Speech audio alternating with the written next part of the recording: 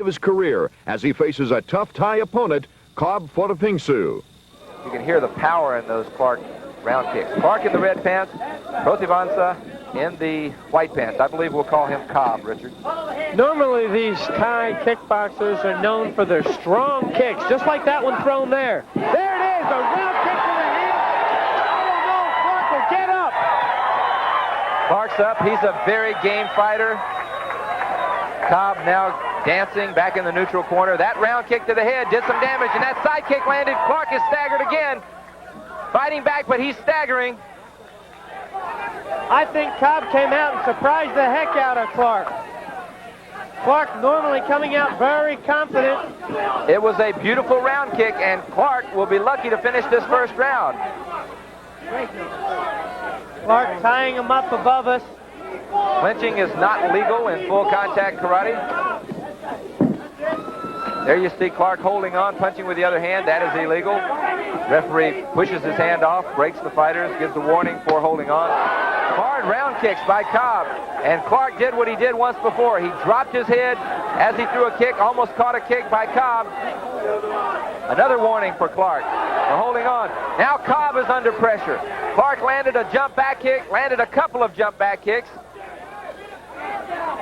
Here's a foul.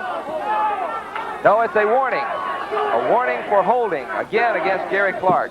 If both of these fighters would take their time and set these kicks up, they'd have a lot more luck with the combinations. Crowd now really displeased with Gary Clarke, but I think he's doing all he can do, holding on, making sure that he doesn't get hurt, because he was staggered early in this first round with that round kick to his head.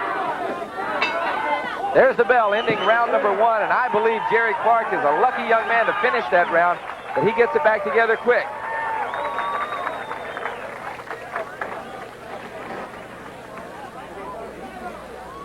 Round 1 action. There you see, catching right at the instep on the temple of Clarke. You can see right here how dizzy he is. This is round number 2. Both fighters got in their minimum number of kicks that round.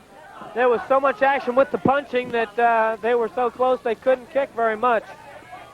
Overhand right attempt by Gary Clarke. Kab seems to have his distance just right. He's out of range of the punches and kicks. He almost got hit by that left hook. Clarke's ducking his head, not watching where the punches are going. He needs to keep his head up and watch where they go. That's what got him in trouble against that round kick in the first round. Good left jab by Gary Clarke. Clarke just ducked into a back leg round kick. There's that back kick again. There's a round kick. Clarke again staggered by a left round kick to the head. Kab using some old boxing techniques, leaning on him. Both fighters tying up in the center of the ring.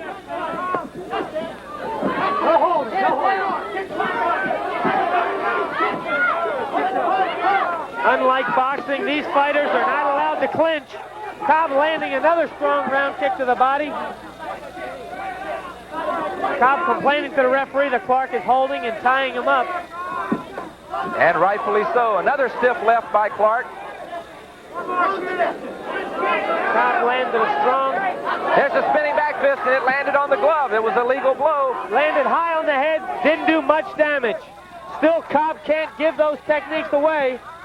Any one of those could land right on the tip of the chin. Referee Gary Sproul doing a tremendous job of not letting the fighters hold on, even though both fighters want to do so.